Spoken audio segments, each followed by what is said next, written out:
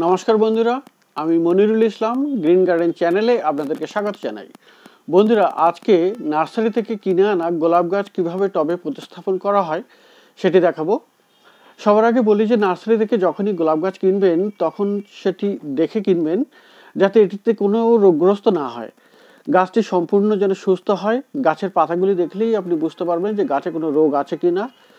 বেশ কয়েকটি ব্রাঞ্চ আছে, এই ধরনের দেখেই গাছ কিনবেন এবং এটি যেন একটি গ্রাফটেড গাছ হয়। ডাল থেকে তৈরি করা গাছ আপনি কিনবেন না।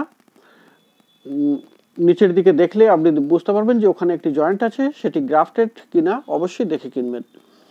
তো যখনই গোলাপ গাছ কিনে বাড়িতে আনবেন তখন সেটি আপনার বাগানের আপনার অন্যান্য গাছগুলোর সঙ্গে 1 সপ্তাহ ধরে রেখে দেবেন, যাতে করে ওই পরিবেশের সঙ্গে সে খাপ খাইয়ে নিতে পারে। তারপর ধীরে ধীরে যখনই আপনি প্রতিস্থাপন করতে যাবেন তখনই ঠিক সুন্দরভাবে আস্তে আস্তে এর পলিব্যাগ বা গ্রো ব্যাগটা খুব আস্তে আস্তে করে ছাড়িয়ে নেবেন এভাবে, যাতে করে শিকড়ের কোনো ক্ষতি না হয়। তো আমিও আমার টপ থেকে পলিব্যাগটি কেটে নিয়েছি এবং খুব সুন্দর করে সেটি কেটে নিয়েছি যাতে করে শিকড়ের কোনো ক্ষতি না হয়। প্রথমেই একটি বড় টবে দেবেন না, গাছের সাইজ অনুযায়ী একটি ছোট টবই আমি নির্বাচন করেছি। একটি 6 ইঞ্চির টব আমি নিয়েছি, কারণ প্রথমেই যদি আপনি বড় টব দেন তাহলে গাছ ভালো বৃদ্ধি হবে না। ছোট থেকেই ছোট গাছ টবেই দিতে হবে, তারপরে ধীরে ধীরে সেই পটটি আপনি পরিবর্তন করতে পারেন। ড্রেনেজ হোল যেন অবশ্যই থাকে এবং সেটি একটি খোলানকুচি দিয়ে বন্ধ করে নেবেন। এখানে আমি পটিং মিক্সচার যা নিয়েছি সেগুলি আপনাদেরকে আমি দেখাচ্ছি। এখানে প্রায় 60% আমি সয়েল নিয়েছি, গার্ডেন সয়েল, আর 30% নিয়েছি ভার্মি কম্পোস্ট, আর বাকি 10% আমি এই সমস্ত উপাদানগুলি নিয়েছি। একটি হলো নিম কেক পাউডার, এগুলি প্রায় 2 থেকে 3-4 চামচ আমি নিয়েছি। আর নিয়েছি আমি এখানে হাড় গুঁড়ো, আপনি দেখতে পাচ্ছেন 2 চামচ হাড় গুঁড়ো নিয়ে নিলাম। আর এখানে শিংকুচি আমি নিয়েছি 1 থেকে 1.5 চামচ। আর নিয়েছি আমি সাফ ফাঙ্গিসাইড। এই সাফ ফাঙ্গিসাইড আপনি অবশ্যই মেশাবেন, প্রথমবারে অবশ্যই দরকার এটি। এবং এবারে এগুলি সয়েল মিক্সচারটি ভালো করে মিশিয়ে নিতে হবে।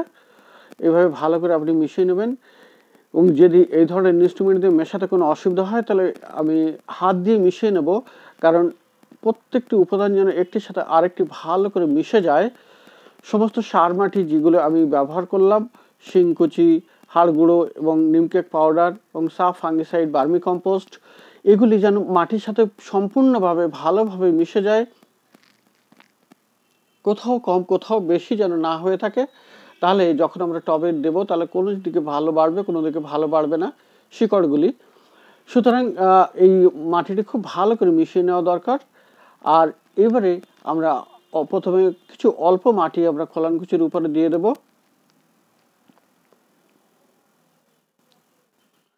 এভাবে দেখুন আমি অল্প করে কিছু মাটি দিয়েছি এবং এইভাবে হাত দিয়ে একটু চেপে দেবেন যাতে এয়ার গ্যাপটি বেরিয়ে যায়।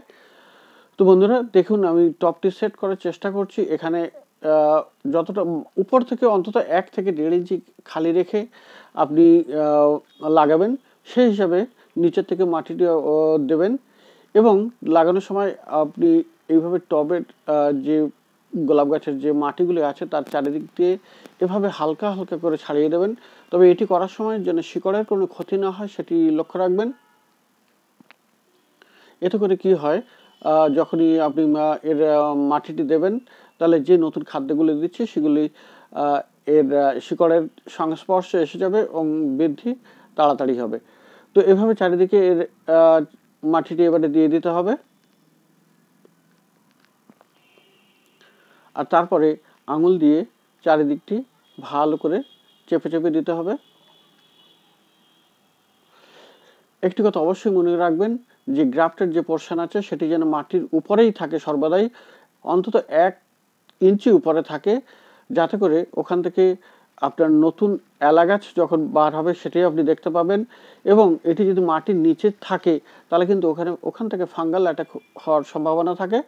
তাই এই গ্রাফটেড পোর্শনটা অবশ্যই মাটির উপরে রাখতে হবে। তারপরে জল দিয়ে দেবেন এবং এটিকে কিছুদিন একটু হালকা ছায়া রেখে দেবেন, তারপরে ফুল রৌদ্রে দেবেন।